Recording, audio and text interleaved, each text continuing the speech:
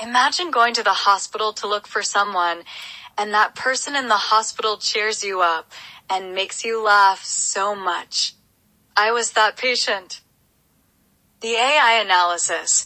The quote, "Imagine going to the hospital to look for someone, and that person in the hospital cheers you up and makes you laugh so much. I was that patient," reveals a profound and inspiring perspective on resilience, inner strength, and the power of joy even in the midst of personal suffering.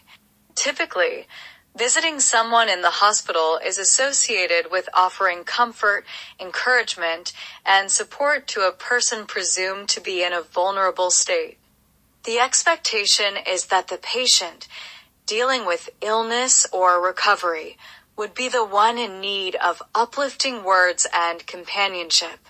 However, this statement flips that expectation entirely, highlighting a scenario where the patient becomes the source of joy and laughter for the visitor.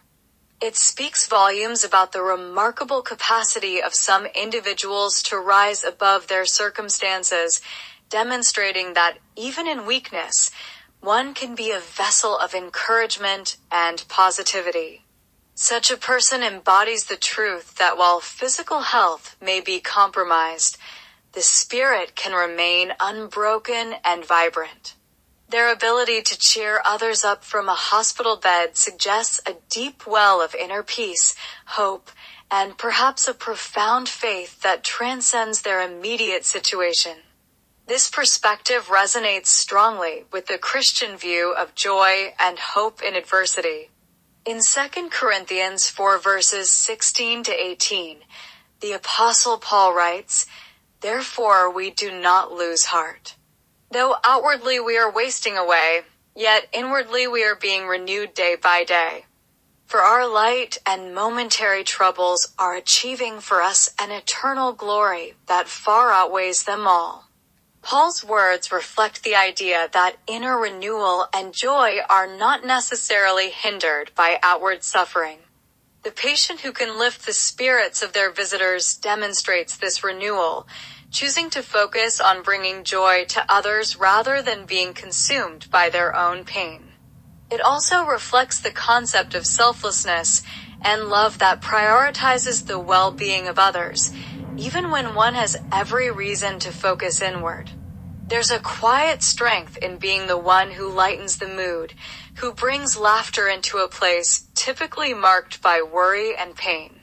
Moreover, this quote invites reflection on how God often uses the most unlikely circumstances and people to minister to others. Sometimes, the ones we go to encourage end up encouraging us, reminding us of the unpredictability of grace and the surprising ways in which God's love and joy manifest. The patient who cheers up the visitor embodies this grace, a living testimony that hope and laughter can bloom in the most unexpected places. Their joy becomes a testimony that circumstances do not define a person's ability to impact others positively. It also subtly challenges societal notions of strength and weakness. Strength here is not seen in the absence of hardship, but in the ability to carry joy into hardship, to be a beacon of light where darkness is expected. Additionally, this scenario emphasizes the transformative power of perspective. For the patient, choosing to uplift others despite personal challenges may stem from a conscious decision to focus on gratitude, hope, and connection rather than on pain or fear. It demonstrates that even in situations where one appears to have little control, there remains the power to choose one's attitude and response. For the visitor, encountering such unexpected joy from someone presumed to be suffering is not only refreshing, but deeply humbling. It serves as a powerful reminder that joy and resilience are choices that transcend circumstances.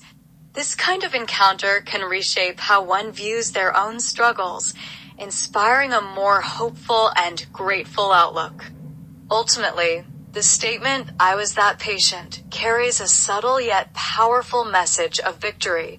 Victory not necessarily over illness, but over despair and self-pity. It testifies to the human spirit's ability to give, love, and uplift, even from a place of vulnerability. It reminds us that sometimes the ones we perceive as weak are the strongest among us, carrying an inner joy that defies logic. Their laughter becomes a healing balm not just for themselves, but for all who encounter them, turning the hospital room, a place often associated with suffering, into a space of hope, connection, and genuine human joy.